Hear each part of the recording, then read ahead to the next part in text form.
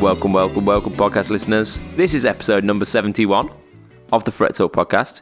You are here with your host, Mr. Budget Pedal Chap. Say hi, me. Hi, me. I'm getting like weird echo in my ear. It's mental, but the show must go on. We are also here with Mr. Matt Quine, as always. Hi, Matt. Hi, Matt. Whee!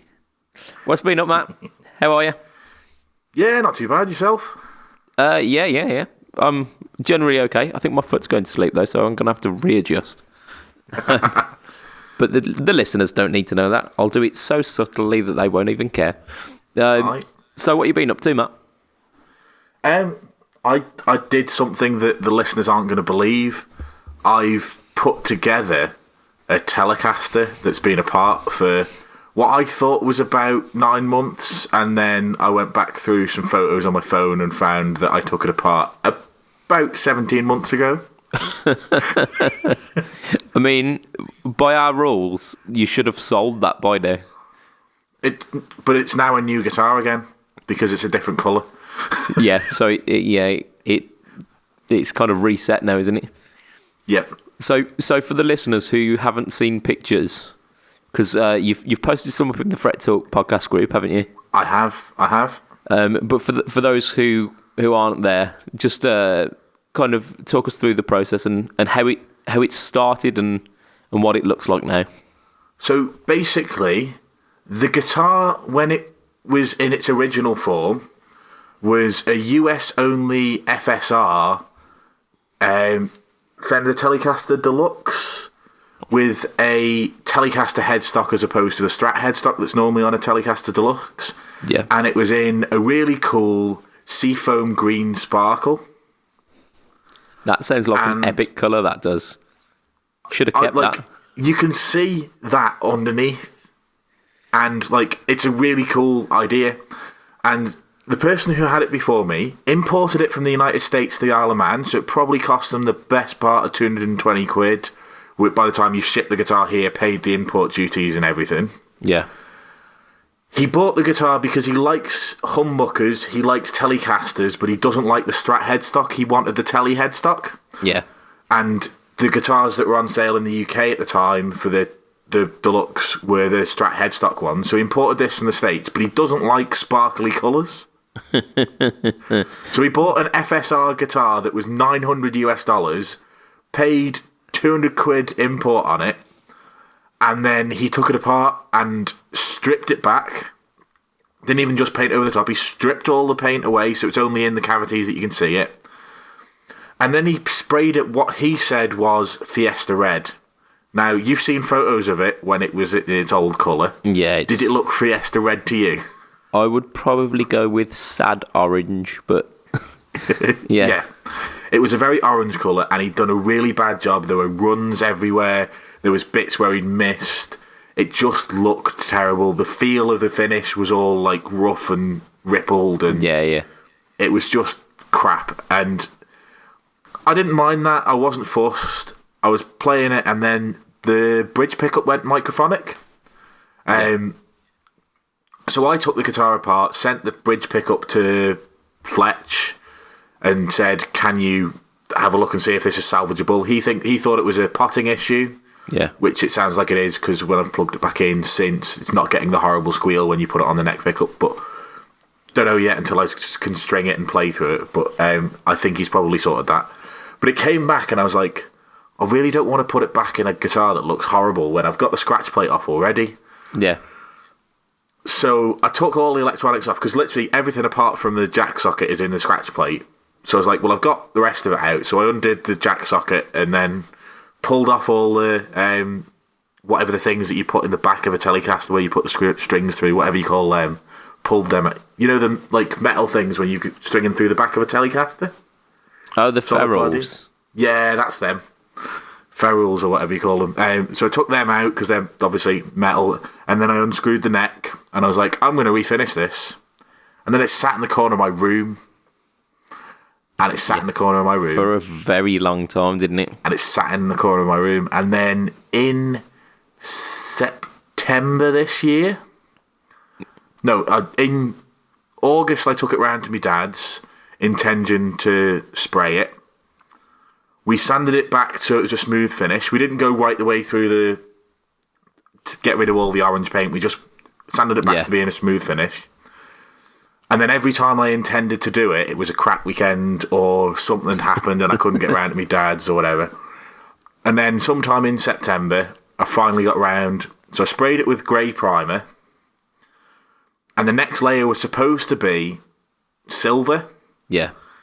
But it turned out to just be glitter.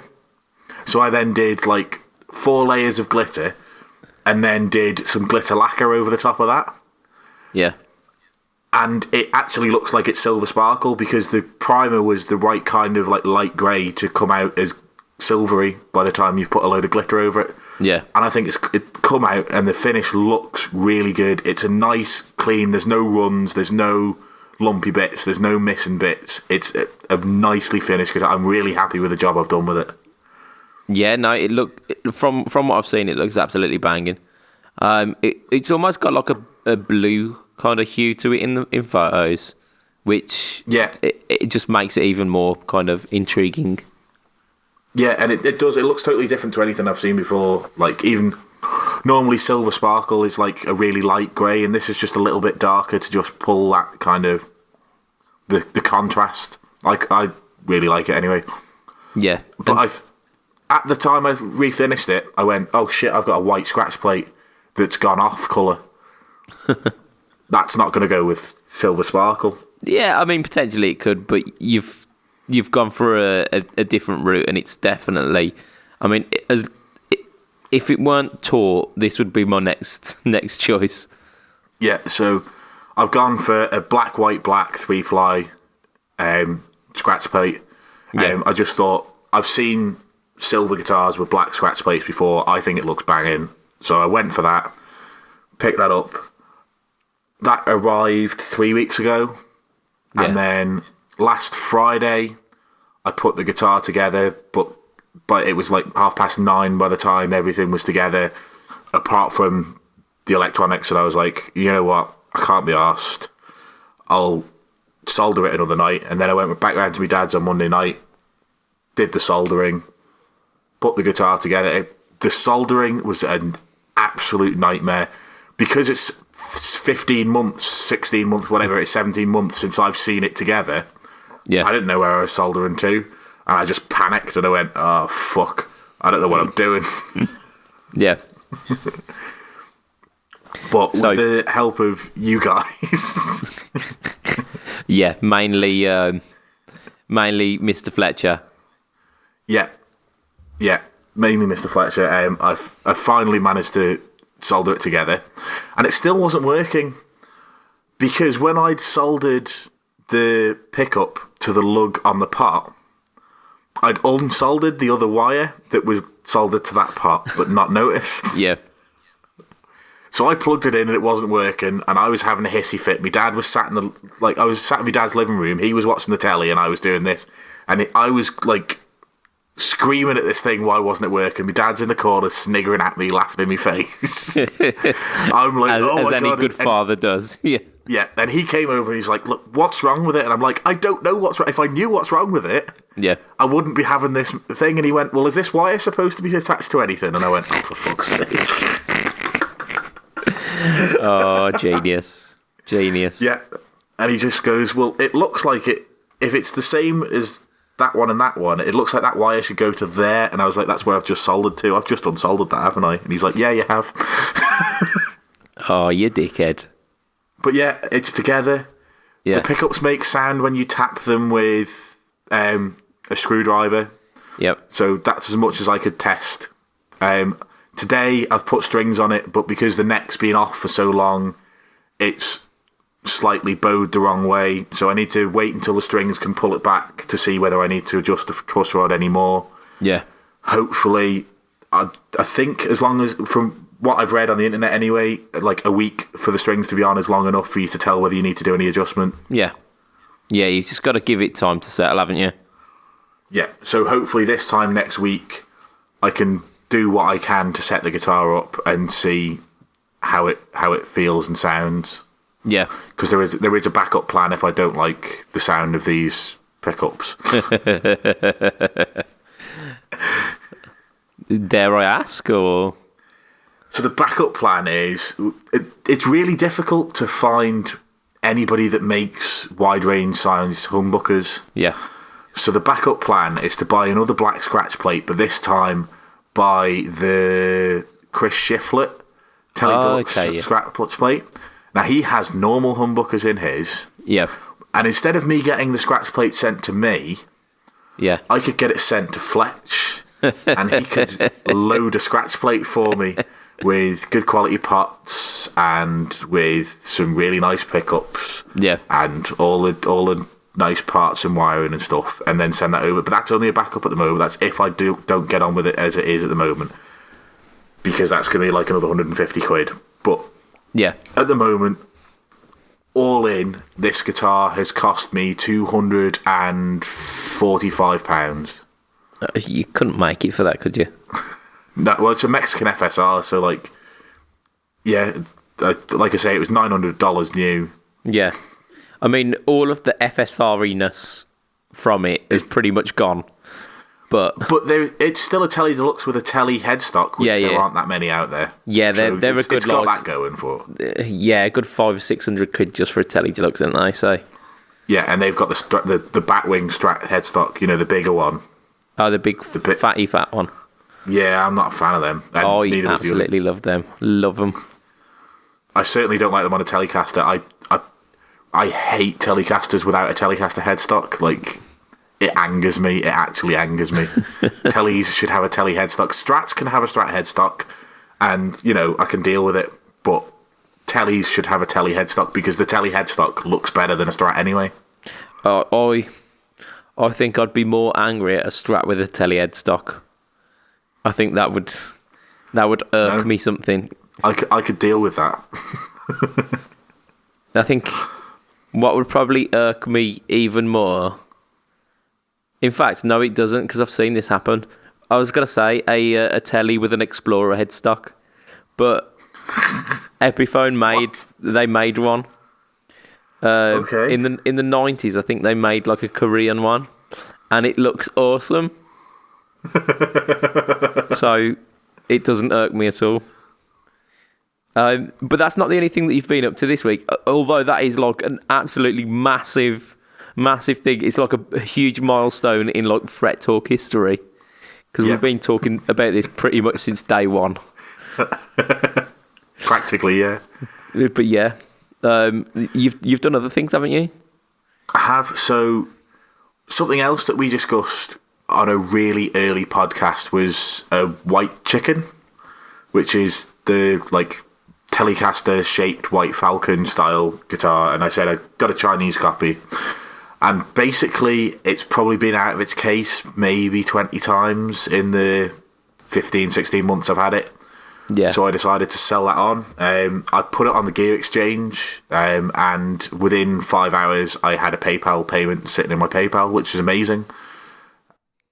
The guitar arrived with the guy yesterday, and he seems happy enough with it. He says it needs a setup, but I told him that. Yeah. So yeah, it's all's good. So that's gone. I've decided I'm going to sell the Gretsch as well, because as much as it's a great guitar, I'm never going to use it. It's fallen so far down the pecking order because I've got my Variax and my Cabronita, which are my main guitars at the moment. I've now got the Tele Deluxe back up and running. I've got my SG with the Fletcher pickups in it that sounds amazing. I've got a Bolt Strat on the way. I've got a Gibson Les Paul on the way. So there's 6 guitars that are ahead of it without even thinking. I've still got the Squier Sparkle Strat. Yeah. It was probably going to get used as often as that. And my Squier Sparkle Strat is modified and worth less. So I might as well sell the Gretsch because, like I say, it's so far down the pecking order, it'll just never get used. Yeah. I mean, that makes sense. If it's a good guitar, but just not your good guitar, then why not pass it on to someone else? If they'll use it, why not? Yeah, well, that's the thing, like... And it is a really good guitar for the price point. I mean, I think I paid 407 quid new, and I pumped another 25 quid into it, putting a new nut, like a Graphtec nut on it and a roller bridge. Yeah. So maybe all in, it's cost me 430 quid, and it's a fantastic guitar for that kind of money. But I think I got carried away with it being gold. I got carried away with it being a hollow body. Yeah. I don't need a hollow body. Like, I play indie music mostly when I'm doing my covers, so I don't really need a hollow body for that. Yeah, you could use it, but a lot of time you're going to be using drive. Yeah. And the kind of drive that you're using as well. I mean, you're a fan of the hot cake. Yeah. You've got a Tube Screamer Mini. You're stacking those things. Yeah, you're just going to get pretty much. Yeah. And, like, sometimes you need that, but, like, most of the time I don't need that. And, like, it's too... Yeah, it's too kind of one-trick pony-ish. Yeah. For somebody who does a cover and a wide range of covers. I play it at home every now and again, but like I say, I've got enough guitars that it should probably go to somebody who's going to actually use it. Because, like I say, it's a cracking guitar. Like, yeah, but I don't have a corner of guitars that's overflowing. I have a corner of guitars that's going to be overflowing, but it's not quite yet. And I'd like to not have it overflowing. You can reach that dream, Matt. You can reach that dream. I can, or I could reinvest. Yeah, I mean, you probably are doing it the smarter way. Whereas I've got guitars that I go through periodically, so I'll go through like a couple of weeks of playing that specific guitar, and by the time I get back to the first one again, the strings are matted and just nasty on them. So I have to then spend like time changing the strings and cleaning the guitar down. It's an endless cycle. Almost like you've got too many guitars. We shan't say those words, Matthew. We shan't say those words. I am sorry for my blasphemy. The problem is, I do think that sometimes. I think I've probably got enough, and then I'll play the ones that I'd go, well, I'd consider getting rid of that one. I'll play them, and then you're like, nope, that's there. Yeah. I mean, the one that's probably like the top of the list to get rid of is my the double bound Revelation telly. Yeah. But then I plug it in, and it's got a Fletch P90 neck pickup, and this like Alnico 4 like telly bridge pickup, again by Fletch, and because they're Fletch pickups, I fall in love with it again and again and again. So it's a blessing and a curse. Well, at least I've not got 2 more guitars coming. Shit. Well. So it's all right because there's something in the works that means you might have space for those 2 guitars. Yeah, potentially. So. I mean, I've done some stuff this week. I'm not finished yet. Are you not? Are you not? Oh yeah, you've got some more stuff to do, ain't you? Yeah. So I'm just going to take over the whole cast here. Go on. So finally this week, my mini pedal board arrived. I picked up a Donna pedal board. Yeah. You know, the ones that do that power supply and the yeah. Picked up one of their smaller boards for 23 quid, I think. With a carry case, which shit, man. The only reason I bought one was because it's got a case. Yeah, because it's got a carry. It means I can actually now like put it over my shoulder and carry it in one go. So yeah, I picked that up. I also picked up a T-Rex fuel tank mini or whatever it's called. I think it's fuel tank mini. Yeah, that the little red square with 5 isolated outputs. So I was then at the stage. I'm still waiting for my Afterglow and my Hello Sailor, which you currently are harbouring. It's quite all right. I believe you've got a demo out soon on one or both of them. Yeah, well, I've recorded the demos for both. Yeah, but this Friday, so it'll be last Friday by the time this is out, is the Afterglow. And I sent you a message the day that I'd done that. Yeah. And what did I say, Matt? you said it was amazing and it was really versatile and it could do like subtle all the way to crazy chorus. Yeah, it's pretty much that. Yeah. I can't wait to get my hands on this now.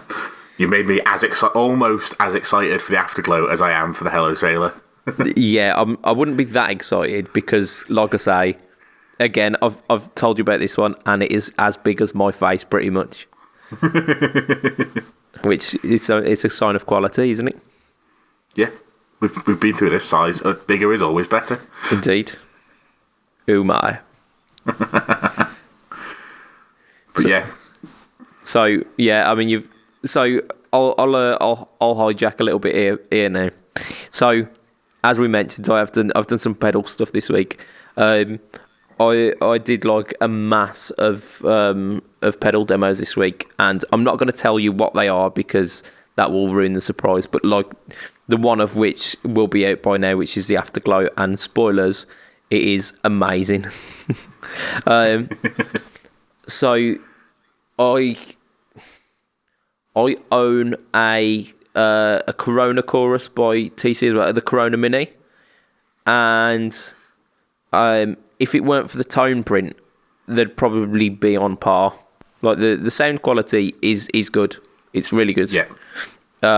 It's got a mix knob which it can you can get really subtle with.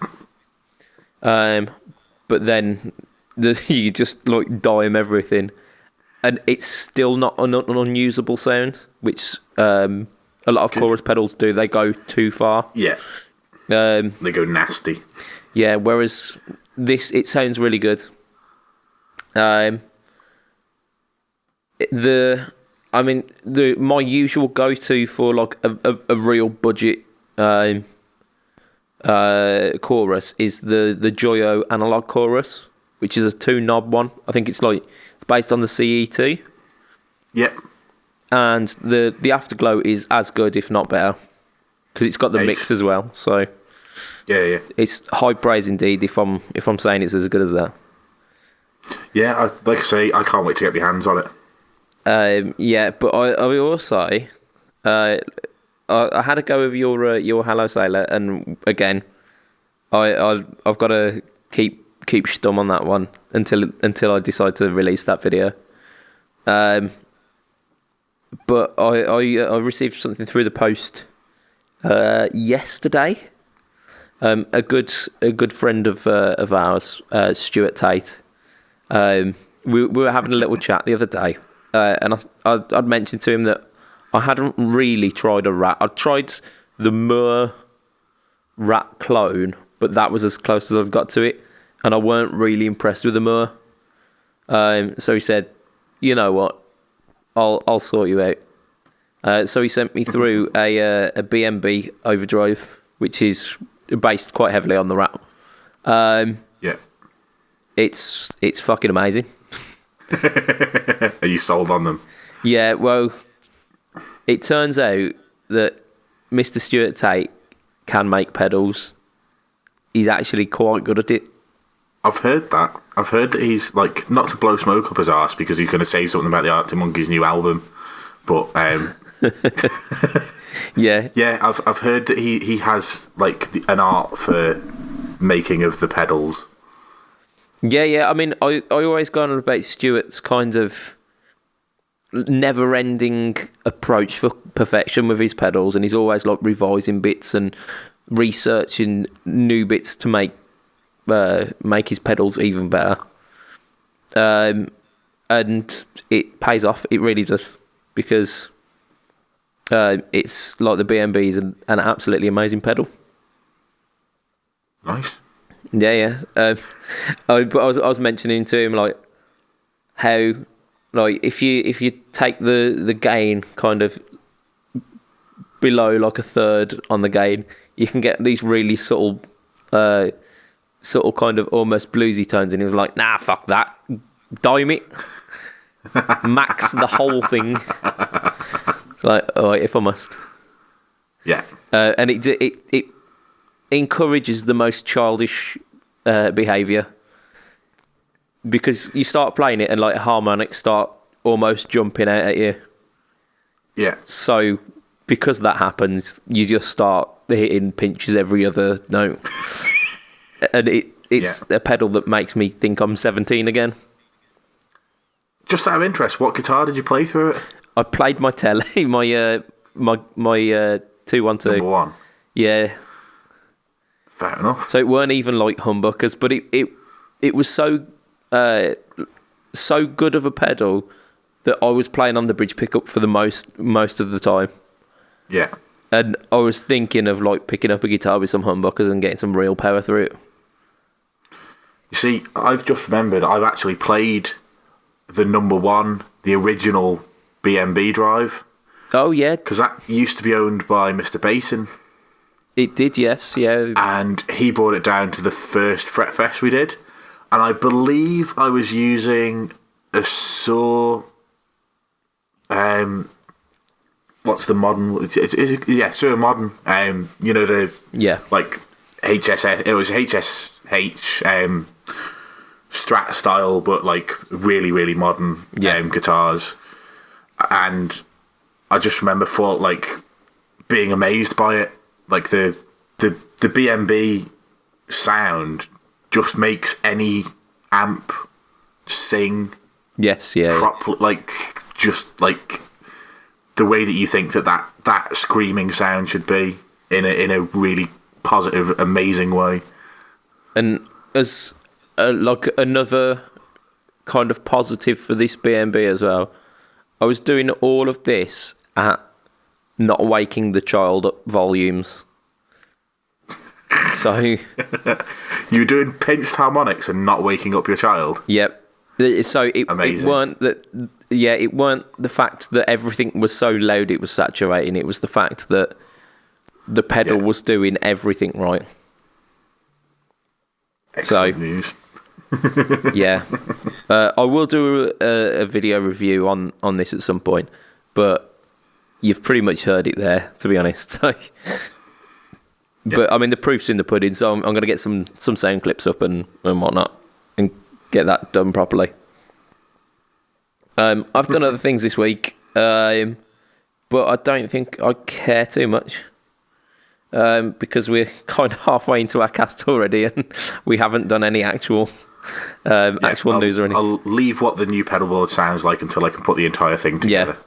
Just before we do move on to, because we're doing it slightly different this week, but just before we do move on, 2 or so days ago, I think it might have been either yesterday or the day before, we had an absolutely amazing entry for the solo competition.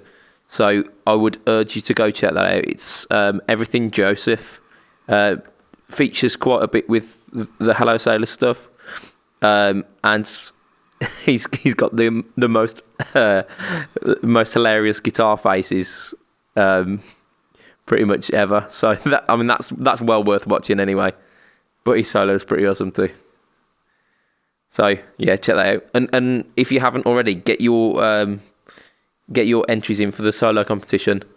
We are 14 days into November now. So time, it's not gonna last forever, and that prize pot is looking pretty tasty. Nice. So yeah, but like I said, we're gonna do it slightly different this week. We're gonna start with a question. This is a question that I received maybe like 2 or 3 weeks ago, and I just keep forgetting about it. But it came to me, so I posed this question to Matt before the cast started as well. So a good friend of ours, Ian, was after a Univibe and a rotary pedal. So he's after kind of some subtle Hendrixy vibes, but it's not going to be used on every one of his tracks. So he doesn't want to be spending big bucks for it. So we're going to throw out some suggestions for him, but in true Fret Talk podcast style as well. We're not only going to do that, we're going to entertain ourselves a little bit whilst doing it.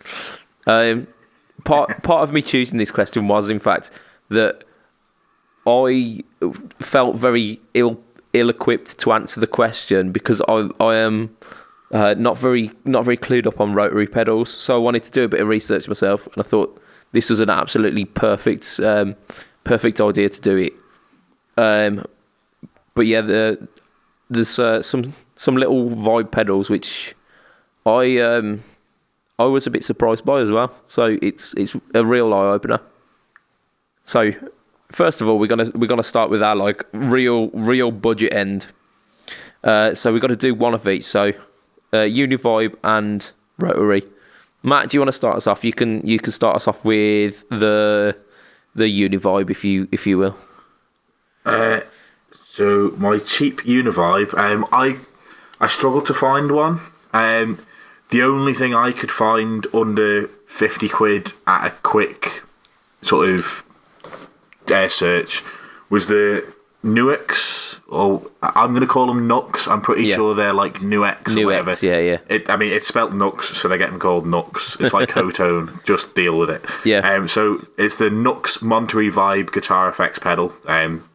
So obviously Monterey Vibe, so it's going to be at least trying to do that Hendrix thing. Yeah, it's like a photocopy of a photocopy. Yeah. It's like a mini pedal size, like a TC mini pedal size. Similar knobs to the TC mini pedals as well. Yeah, fair play. I don't know a great deal about Nux. From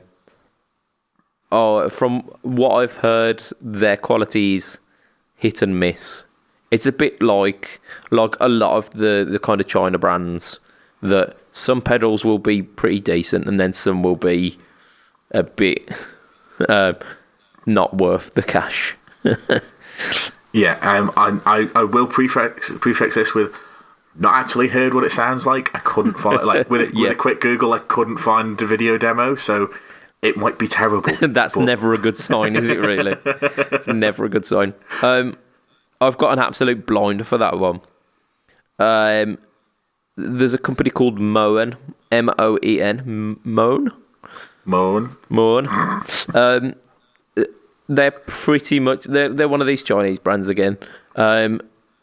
Very similar to Joyo in the fact that they're not the mini pedals. They tend to bring out the bigger box ones. And one of their kind of shining hits is called the Shaky Jimmy. So it's a purple pedal, which in and of itself is awesome. It's got like a kind of pink outline of Jimi Hendrix on it, and it's got all the controls that you'd expect, and the chorus and vibrato switch. This is a pedal that I believe uses like the proper photo cells to cause the throbby univibiness. So yeah, it's pretty good, and the original one is £34, but they do a smaller box version now, I believe, for 28. Which yeah. So that's pretty cool. I first came across that one on the In the Blues YouTube channel, the Australian guy. He really raves about the Shaky Jimmy, and he had one on his board for quite a while. Right, let's go into the rotary, because I don't think there is another choice. I think we've both got the budget one. Yeah, I think we went for the same one, didn't we? The Vibraclone. TC, whatever it's called. Yeah, the Vibraclone. Yeah. Because there isn't anything else. Yeah, but I mean, having listened to the product videos, it sounds pretty good. It's not like the expensive version that I've got. It won't stand up to that at all. But like for what Ian's after, like something which will sound a bit like a rotary. And for, I think I got it at £35. Yeah, that's where I found it for 35 as well. There you go. you can't really complain at that. And like having felt the quality of those pedals, it's built well. It's not like you're picking up one of the old Behringer pedals with the plastic housings. So it's gonna withstand a bit of a beating. Yeah. So yeah, that was a pretty cool one. Right now for the mid-price one, this is potentially where Ian might actually go for it, because I don't think he was after saving every penny that he needs. So the mid-price, we kind of second-guessed each other with this, didn't we, for the vibe? Yeah. Well, it was a shot between two, and one of them was TC, so I went for the other one. Yeah. So again, so TC Viscous Vibe, and it really surprised me how cheap they've become, actually. So that 90 quid, did I see? 72. Jesus. Yep. 72 quid. Didn't they used to be like 120, 130 quid, those pedals? They did. And they do a mini version as well, I believe. Yeah. I don't know how much the mini one is, but I know that the full-size version is £72 at the moment. And, yeah, I mean, for the sake of, like, TC tone print stuff as well, it's pretty hard to beat. And you went with something a little bit more traditional, didn't you, Matt? So I went with the Jim Dunlop Hendrix Univibe. So that's the recent kind of, I think, 2016 reissues. Yeah, the silver face with the kind of purple gimmick. Hendrix. Yeah, that's the one. Yep, that's it. I mean, that's 115 quid, so it's a little bit more expensive, but it's kind of going for that classic Hendrix sound, isn't it? Yeah, I'd still say kind of mid tier, and you can get the non-branded Univibe for around that as well, can't you? Yeah, I think the non-branded one was 105. I did spot it, but like, I want a purple picture of Jimi Hendrix. I mean, I'd pay an extra tenner for that. Yeah, why not? Right, so for the Roto then, what are we talking?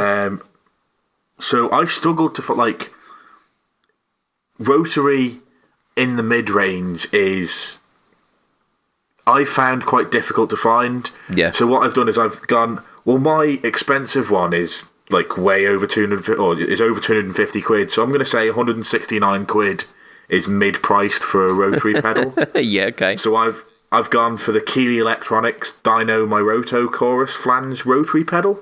So it does all three. It's got a chorus setting, a flange setting, and a rotary setting.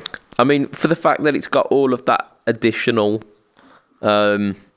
functionality, I think you can forgive it for being a little bit more. Yeah. Basically, I looked through a couple of demo videos. I can't remember what the other one I looked at was, but there was a couple of pedals in this price bracket, and the rotary sound on this convinced me more than whatever else I was looking at. Yeah. So I went for this one. Right, so I managed to find a very kind of reasonably priced. Almost, you could almost argue that it's somewhere in the budget line as well. Dan Electro, billionaire, big spender, £63.90. So I didn't a lot more. Yeah, a lot more reasonably priced. Yeah, exactly that. Yeah, it comes with like a weird.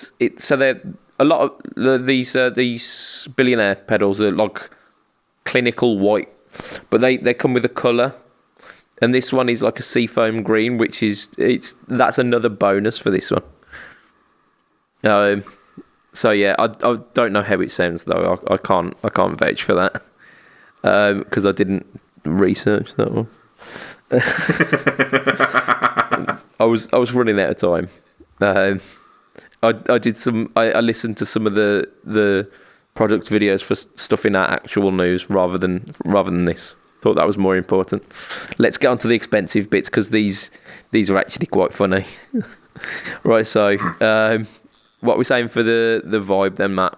Expensive vibe. So I just googled Univibe and had a flick through like the shop part at the top of Google when you like it comes up, and so I was scrolling along there, and I saw something that made me giggle. So I thought I'd look at the product demo for it, and it's actually a really good sounding Univibe. It's stereo in and out, so it does it properly. Yep. And it's by a company called Dorna Prince, who I don't know much about. Yeah. And they've called their Univibe the Vibrator. Yep. That gets the Fret Talk seal of approval, that does. So yeah, it's coming in at 239. I think we should email them and let them know that their product gets the Fret Talk Best Buy bargain. Yeah. There we go. Yeah, definitely. So yeah, I think mine was the Earthquaker Depths. But it's funny that you mentioned like stereo in, stereo out. I think the Viscous Vibe is stereo in, stereo out. If I remember rightly, a lot of the TC tone print ones are. Yeah, they are. I'm pretty sure that one is. I don't think the Depths is. However, being Earthquaker, it's probably going to be all right. So, I think it's okay. And the graphic on it's all right as well.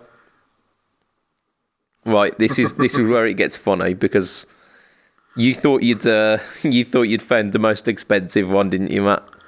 Well, I didn't think I found them. I just went. Yeah, it's Strymon, so it's going to be really expensive, but it's going to sound really good. So I knew about the Strymon Lex.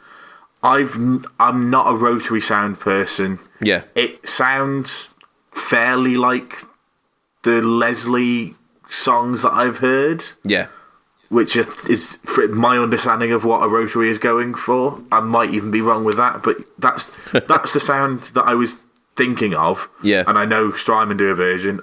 It seems to do that sound, and yeah, I think it's done it really well. So I went for the Strymon Lex, which is £270, which I thought was kind of obscenely priced for a rotary pedal.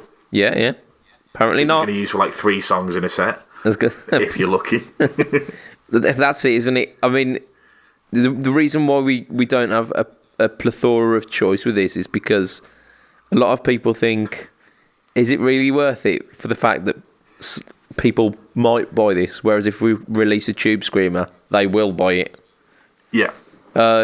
So I've gone for the Neo Instruments Ventilator 2,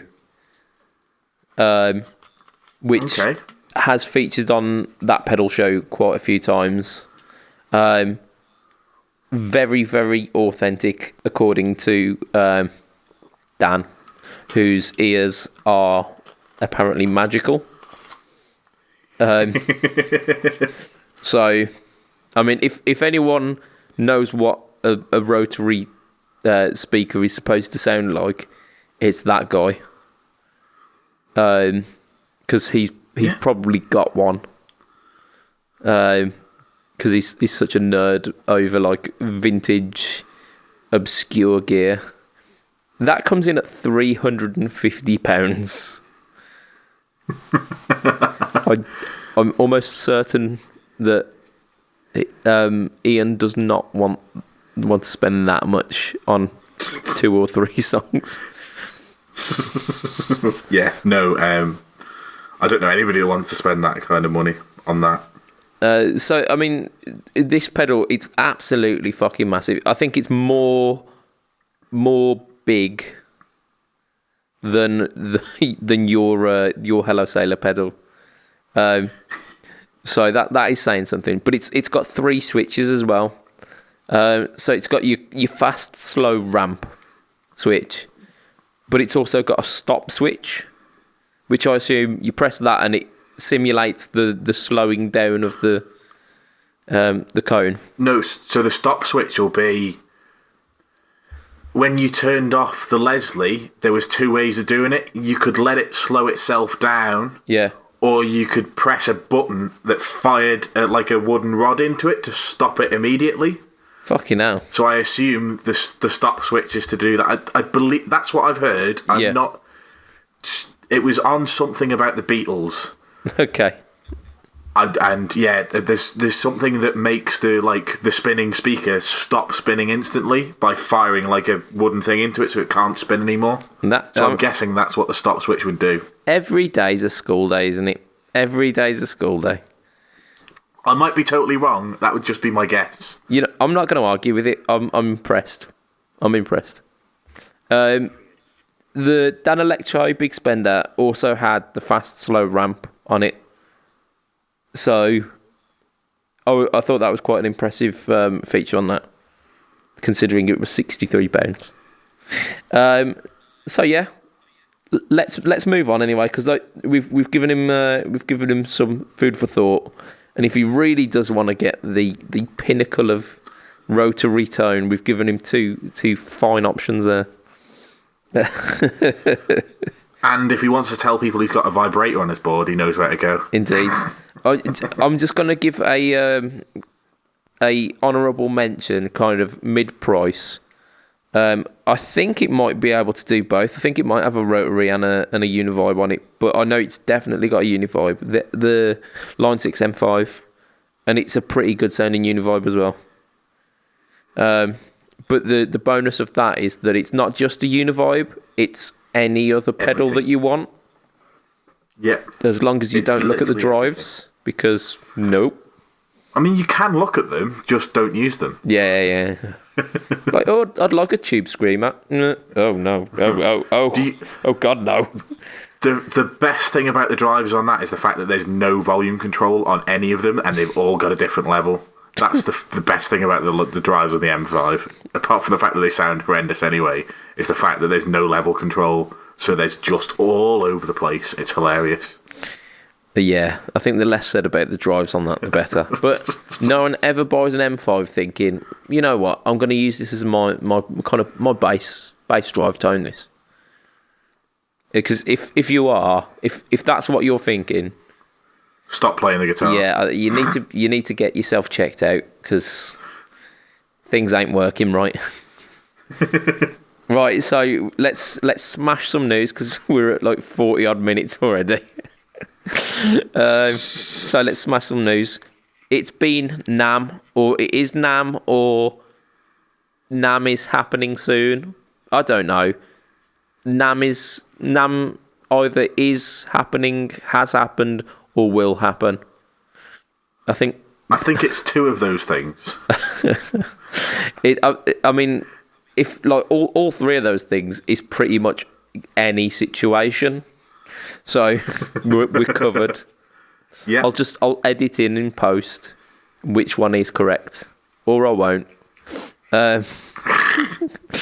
So Bogner, they have got some rather lovely pedals. They've got a lovely selling ecstasy pedals. The green. That's not a colour at all. The red and the blue ecstasy pedals have been like a long-standing pedals in the Bogner pedal lineup. They are pretty fucking big though, and as we have established, like certain big pedals are lovely, but there's a trend for people making big pedals slightly less big, and Bogner have followed in that trend. So they've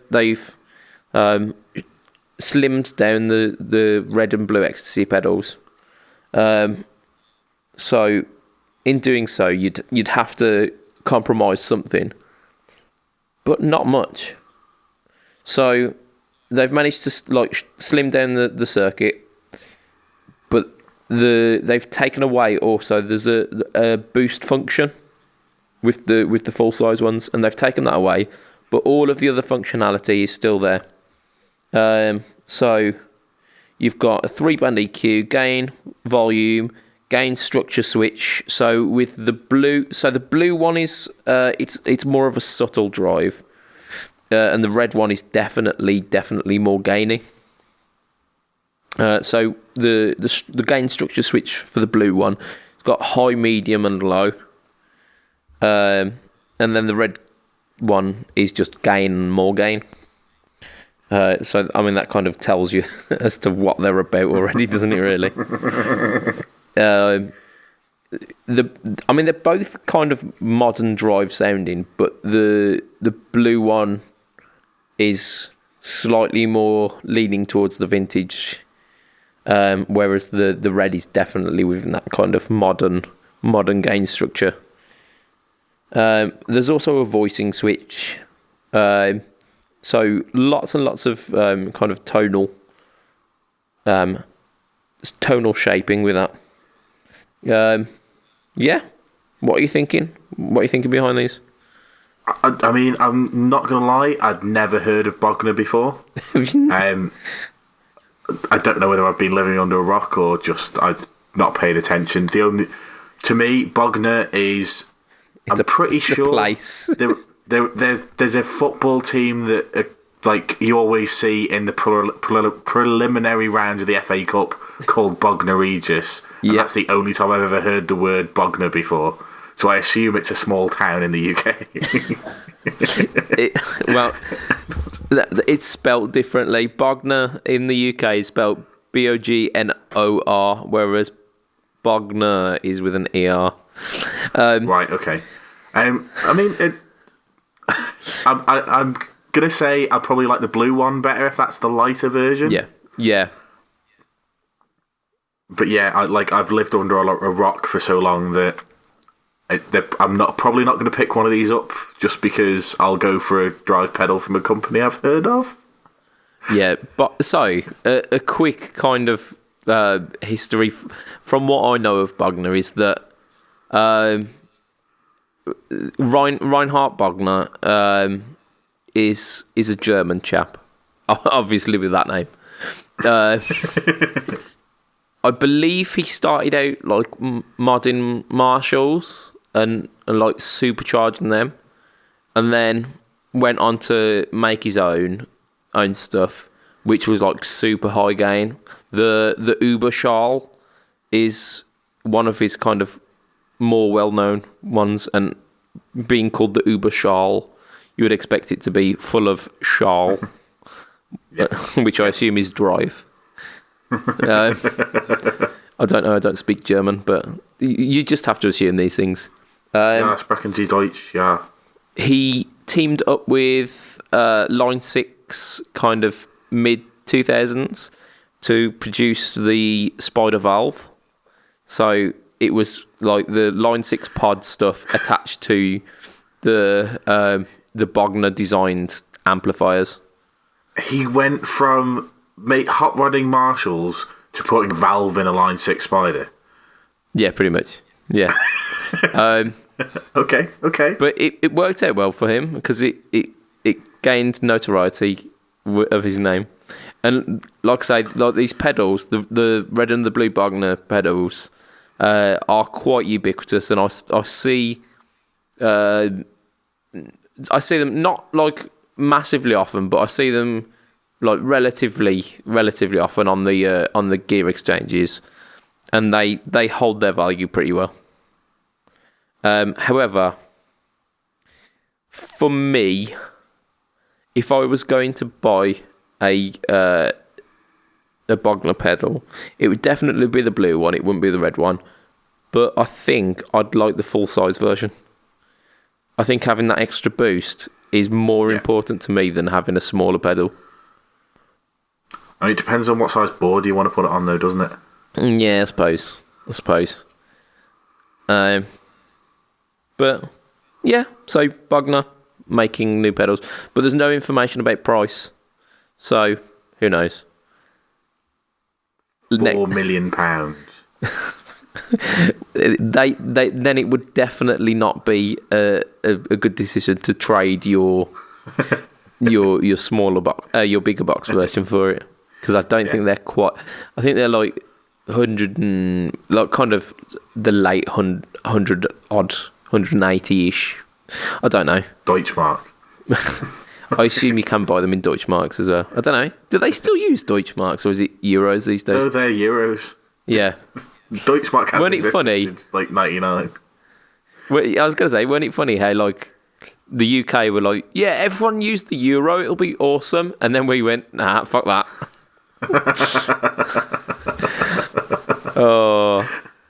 Us playful scamps. Yeah, and now that's kicking us in the arse, isn't it, with that whole Brexit debacle? Yeah, let's not talk about politics. Yeah. Yeah. Yeah, we can lose a little bit of time to that, can't we? Yeah, we probably lose a lot of listeners as well. Yeah. So, let's talk about something a little bit immature. Let's talk about Koch.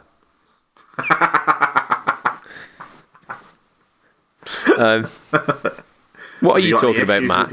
What are you talking about? I was doing a news segment here. Greg Koch.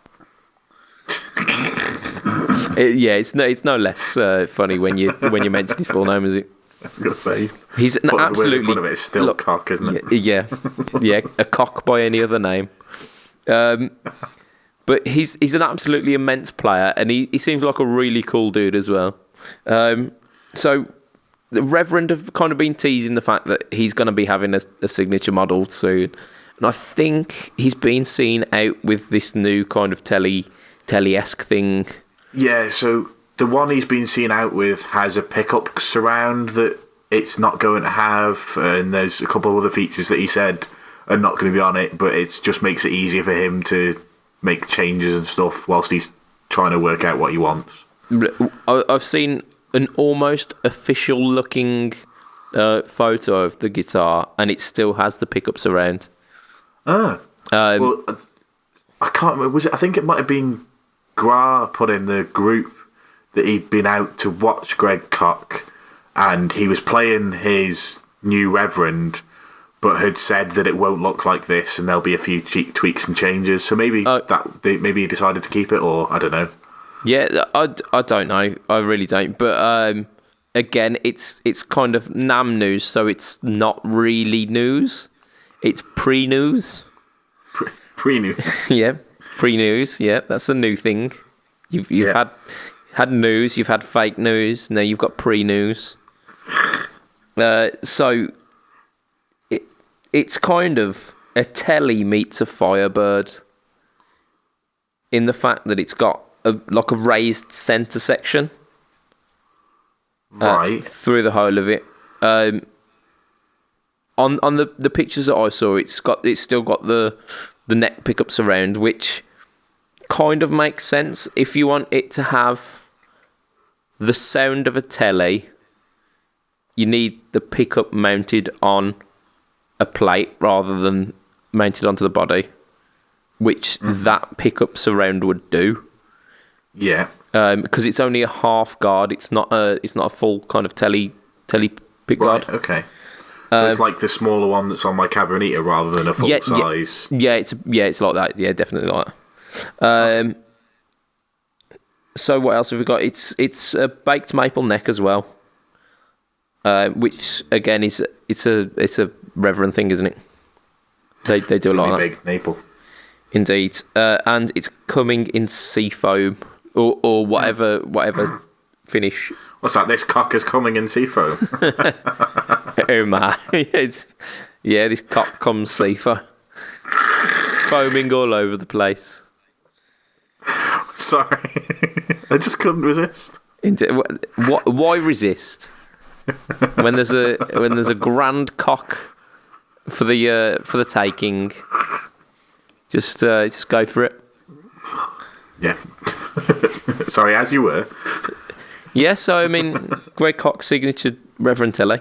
We're probably going to be talking over a grand mark, considering it's a signature, and it's probably going to be relatively limited. But it looks cool. I think it looks pretty cool. Yeah. Like I say, I haven't seen the latest version, but I've seen some versions that he's been seen out playing with, and it looks like a nice guitar. Obviously, I've never played a Reverend, so I don't know, but I'm sure, because of the people that I know that have got them or that have played them and say that they are awesome guitars. I know Chris has got one, Well, Chris has got about 3. Mick Dodd's got 1. So, the people that I trust say they're awesome guitars. So Yeah. I think that's it. I've tried to get my hands on a Reverend, and to no avail. I don't think there's any local, but I implicitly trust Chris. I mean, Chris has got 1. Our Paul as well used to have 1. Yeah. Mick's yeah, I think Mick's got more than 1 now. Mick actually bought 1 off. Yeah, he bought 1 off Chris, didn't he? I think Chris currently has 3, but 1 is for sale. Yeah. Mick's got 2, 1 of which used to be Chris's. Yeah. So I think what we're saying is, if we can get our hands on one of these Kochs, then it's going to be definitely a fun time, isn't it? Yeah, well, I'd love to give the Koch a good seeing too, see whether I enjoy it or not. Yeah. I'm sure there's a joke about like running up and down the shaft, or don't know, maybe. So Giving final it a good fingering. Oh shit, man. Yeah, this is sleep deprivation kicking in now, isn't it? Our final bit of news, like we're up at the hour mark, but I reckon we can bash this one out pretty quick. Oh my. So Moore have gone and given us Moore are giving us Moore? Yeah, of the preamp pedal. So they're giving us 2 more. The first one is the UK Gold PLX, which is based on what that might be. Yeah. Yeah, that's right. Yes. It's the Vox AC15 from 1973. That's it. You're not far off. So it's a 67 50-watt plexi head owned by Tracy Guns of LA Guns. And you mentioned that he's something to do with Guns N' Roses as well. Yeah, so Guns N' Roses formed initially with Tracy Guns, and Axl Rose did some of his normal whinging about people and got rid of Tracy Guns from the band, but kept the name. It was in Slash's autobiography. It's like 10 years since I've read it, so I can't remember all the details. But they were basically in the band together. So Guns N' Roses were in the same band, and then they fell out over something, and LA Guns was kind of formed to try and go up against Guns N' Roses, and ultimately didn't quite do as well. Yeah, that didn't work out all that well. But it's like Megadeth and Metallica, isn't it? Like Mustaine, like brought out Megadeth, and they never really reached the heights that Metallica did, but they still did pretty well. Yeah, I mean, and I was lucky enough to see Dave Mustaine perform with Metallica for the first time in the UK. Shit, man. The Big Four did Sonosphere in 2011, and they all came onto the stage, so all the guitarists, bassists, and 3 of the 4 drummers, plus all the vocalists, came out to do Am I Evil, so there's like 24 of them on the stage, or whatever it is. Yeah. So you had all the guys from Anthrax, all the guys from Slayer, all the guys from Megadeth, and all the guys from Metallica out on stage, plus some of the guys from Diamond Head as well. They came out and did Am I Evil, and it was amazing. Fair play. And I was there, and that will stay with me for the rest of my life. Yeah, that's a pretty special moment. That was a pretty special moment. So,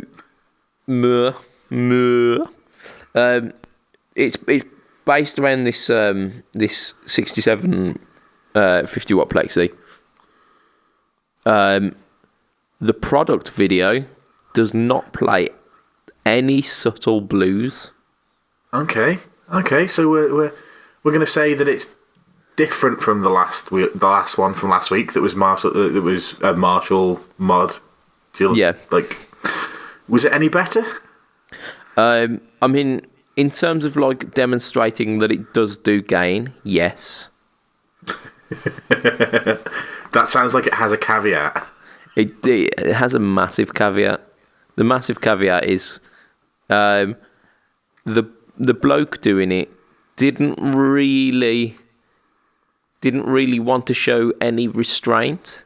So there was like maybe like 3 or 4 seconds of, okay, here's some quite tasty lead work, and then, oh my god, he's just literally fret wanking that guitar. Oh, just and, don't. Yeah. Just, for anybody demonstrating a pedal, don't fret wank, because you can't tell what the pedal is doing. Just don't do it. Just no. And the problem with that being is that it weren't particularly the tightest shredding as well. I'm not trying to call him out and say I could do better, because I definitely couldn't. But the sweeping that he was doing wasn't.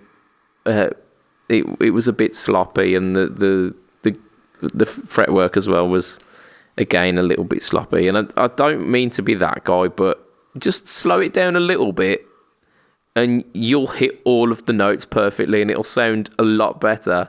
And I won't then start complaining that the product video is just a guy wanking a guitar.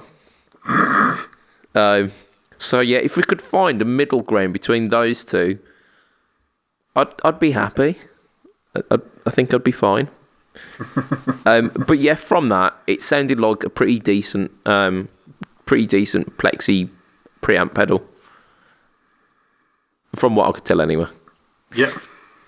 To the credit of the guy though, he used like multiple different guitars. So like he used certain guitars with humbuckers, but then like coil split, and then like guitars with like there was a Les Paul with a P90 in it as well, and like an Ibanez RG. So he was using like a plethora of different instruments. So that was pretty cool. It was very thorough in that sense. And there's a second pedal, so we get to hear more. So this is the Blueno or Blueno. So it's apparently based on a 36 watt Class A UG30, which I ain't got a fucking clue what that amp is, but I'm imagining something kind of Voxy voiced, considering it's Class A. Yeah, 36 watt. I don't know. So it kind of touts itself as being chimey, full of headroom, not vastly gainy. Could it not be one of those blue guitar amp thingies? Maybe. Yeah, potentially. Just thinking, because aren't they German, and isn't Bueno like Kinder Buenos, and are they not from Germany? Yeah, the company who makes Kinder stuff is German, but the word Bueno is definitely not German. No, it's Spanish, but I mean, like blue guitar. That's where my head went. Sorry, as you were saying it in my head, that's what my thought process to get to the blue guitar amps was. Oh no, it makes a lot more sense than what my head is saying. It's just a giant question mark when it came to this. So if we've got a theory, we're gonna run with it. So there you go. It's based on something by Thomas Blug. Yeah. He was doing something on Facebook the other day, actually, like a live stream, I believe. I didn't watch it, so you don't know. Yeah, so that's pretty useless information. Sorry about that. I'll get back on with the show now. I was going to say, I've given plenty of useless information on this cast before. It's totally fine. So yeah, the guy, the same guy who was shredding the shit out of this this Plexi pedal played this one, and he played a lot more tastefully. It wasn't entirely tastefully, but it was somewhat more tastefully. And out of the two, I would probably choose this one, because it was like subtle, bluesy, and generally quite lovely. Okay. So yeah, the preamp pedals, it's not something that I've looked into so much before, but these things, they sounded really good. So, like so they did like a run of 10, was it, to start with, of these? So I vaguely remember them coming out and people saying that there were some of them in there really good and some of them that were all right. So I imagine the Plexi will be good just because I like that sound. Yeah. I don't know about the other one because we don't know what it's supposed to be. Yeah, we don't know what it's supposed to sound like, but yeah, it sounded pretty decent. Yeah, I mean, like, because I think they've still only got like 14 or 15 out in this range, but then they brought out like a multi one with 35 in it, didn't they? So I assume there's more to come. Yeah. Yeah, I believe they work on a system where they release like a couple every, maybe a couple of months.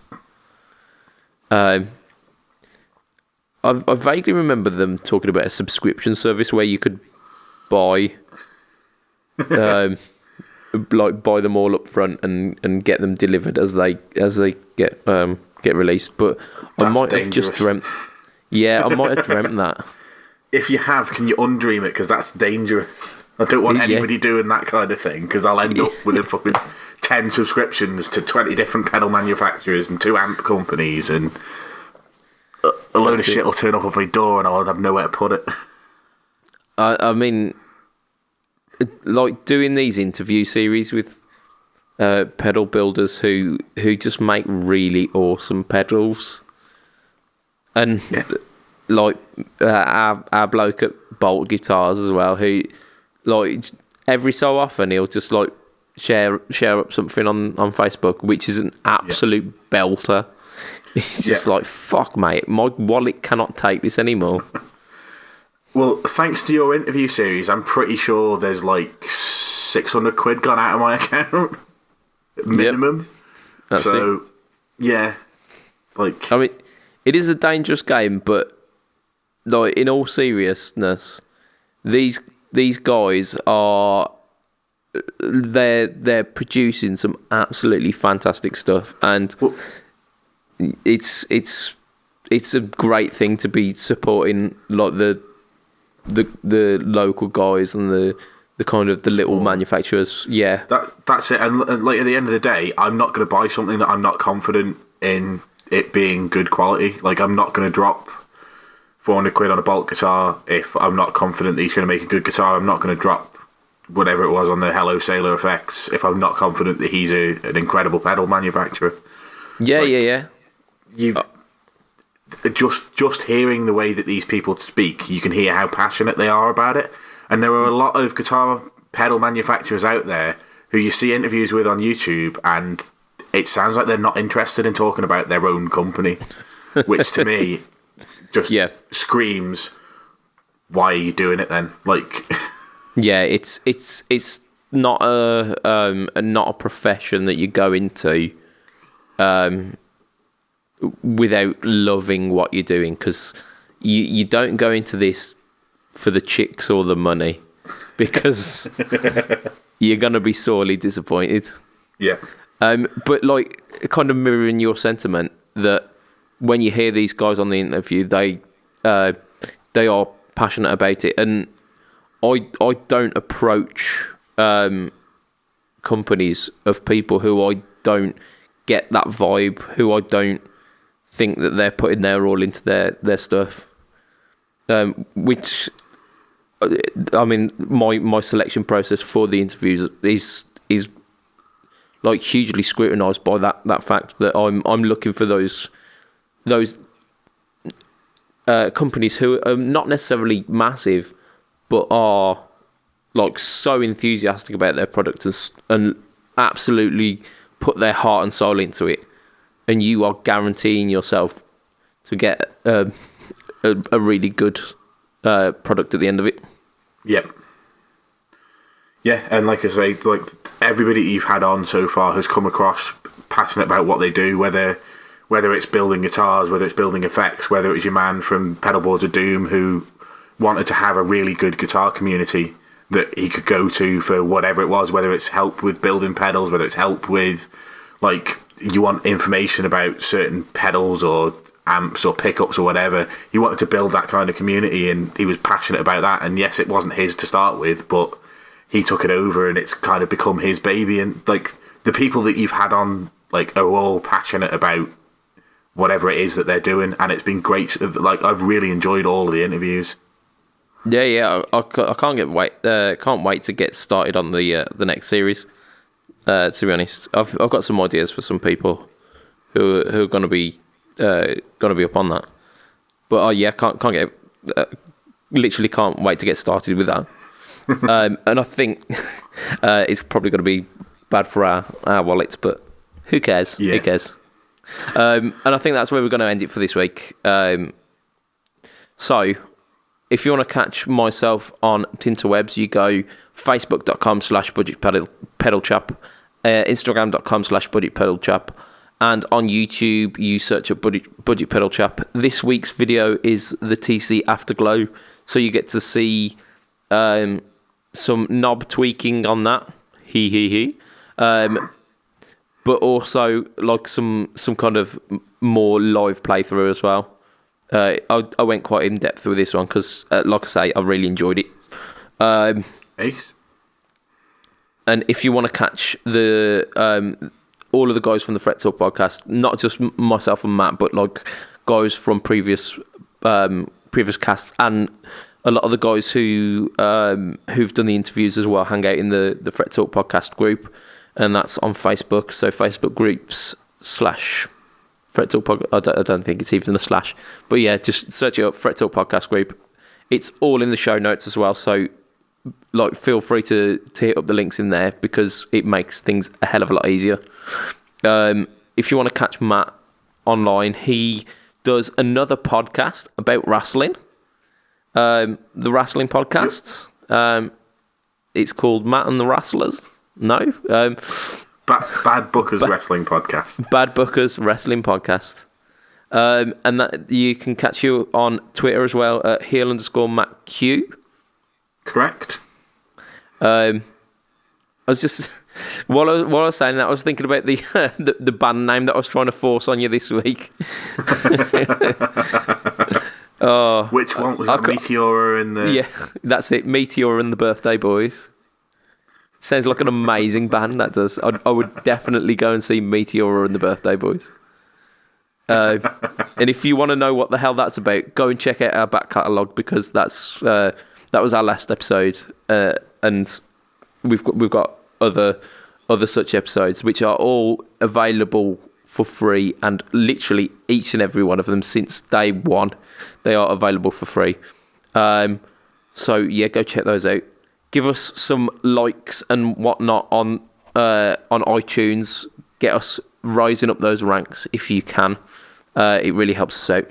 And thank you for listening, because we don't do this just so that me and Matt can have a little chat every week. Although that's part of the reason, because we, believe it or not, we do actually like each other.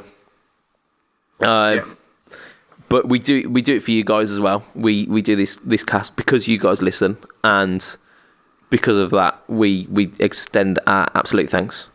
So from myself, Mr. Budget Pedal Chap, from Mr. Matt Quine, it's going to be a goodbye and good night for this week. Goodbye and good night. Ta-da. Ta-da. Bye.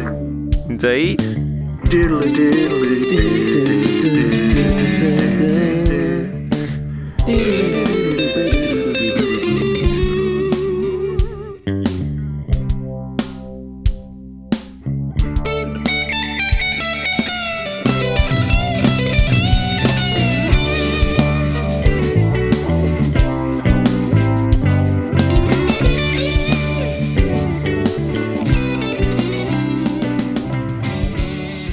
Yeah, I'm pretty sure we could have gone for another half hour easy there if we'd have wanted to. Yeah, well, in kind of like 3-4 weeks' time, is it? No, it's got to be more than that. For our Christmas spectacular, we've got to do that again. Yeah.